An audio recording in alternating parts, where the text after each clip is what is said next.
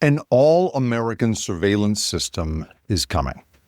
Military contractor Palantir is providing the Trump administration with what it needs to peer into your health, your personal life, and your political activities. Experts are horrified. By Jacob Ward. In Estonia, on the day that you are born, you are issued a digital ID that will follow you for the rest of your days. It identifies you at the hospital, at the police station, on your taxes, in court, at the morgue. On a recent episode of the Rip Current podcast, former Estonian President Toomas Ilves explained to me that this all-in-one system helped to root out what had been long-standing corruption under Soviet rule. Not only is cash no longer the preferred form of money, transactions with the government are digital, so individuals like police officers and doctors have no way of greasing the wheels of their system for you, and thus bribing them doesn't do anyone any good. Quote, all of that disappears, he told me. We've gotten to the point for at least 10 years where basically there is nothing in your interaction with the state or the government that you cannot do online. So when you hear that the Trump administration is paying the military contractor Palantir to stitch together a growing nationwide database that could soon connect the information held on you by a variety of federal agencies, from taxes to healthcare to student debt, you might think this will help, as a Trump executive order about collecting data has claimed, in, quote, stopping waste, fraud, and abuse by eliminating information silos. But as President Ilves explained to me in the clip below, as President Ilves explained to me, there is a crucial ingredient that makes the difference between an efficient civil service like Estonia's and a chilling nationwide surveillance network. Here's how he described it. It's a huge Christmas tree. And my health records are a little Christmas tree ball here. Your health records a Christmas tree ball over there. So those are health records. They're tied to me. And over here are my bank accounts. Or here are my traffic tickets. Your traffic tickets are over there. Now, that means that you cannot get a database where you get everything. So I can access my health records. I can access my bank records. I can access whatever it is that I want to access that is tied to me, I can get. Now, only my doctor is authorized to see my medical records. No one else can see my medical records unless they're authorized by me. So that means that the police can't see it.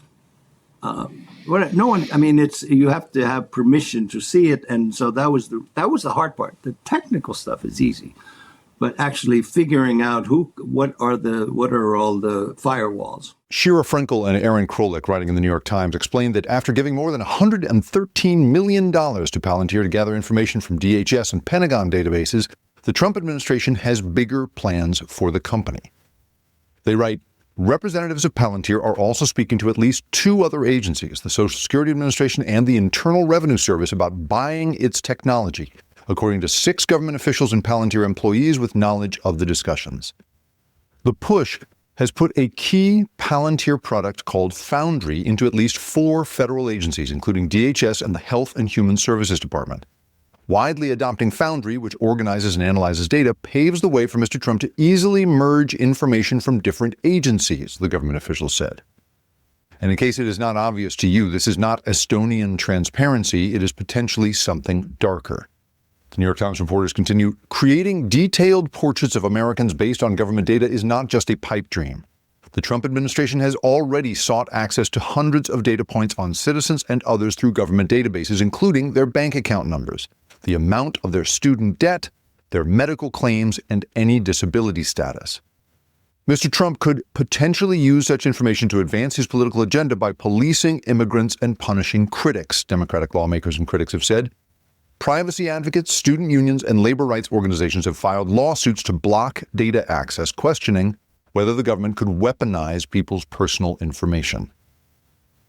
Palantir was founded by Peter Thiel, the Facebook angel investor, conservative libertarian, and patron to J.D. Vance, with CIA seed money in 2004, and made a name for itself helping the American intelligence and military community sift through an unthinkable amount of surveillance data from inside Iraq.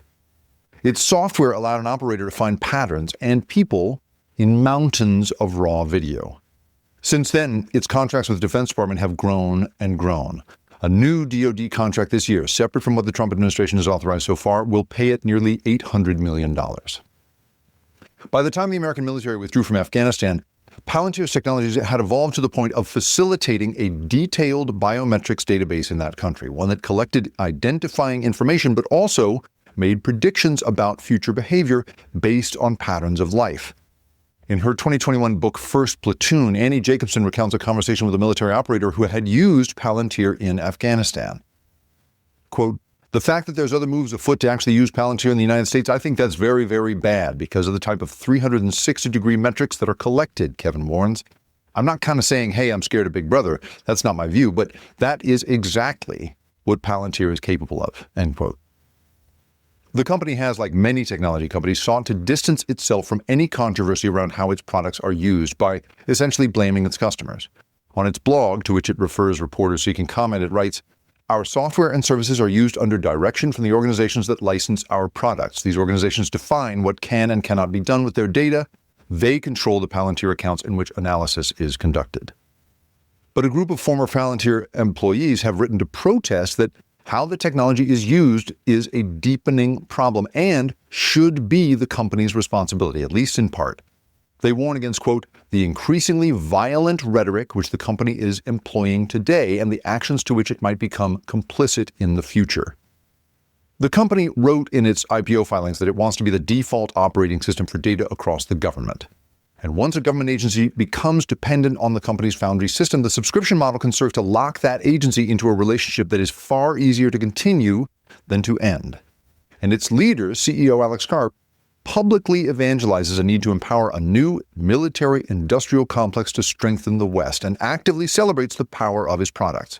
He boasted on an earnings call this year that, quote, "Palantir is here to disrupt and make the institutions we partner with the very best in the world and, when it's necessary, to scare enemies and on occasion kill them." Quote, "Big tech, including Palantir, is increasingly complicit, normalizing authoritarianism under the guise of a revolution led by oligarchs," the Palantir ex-employees wrote. "We must resist this trend."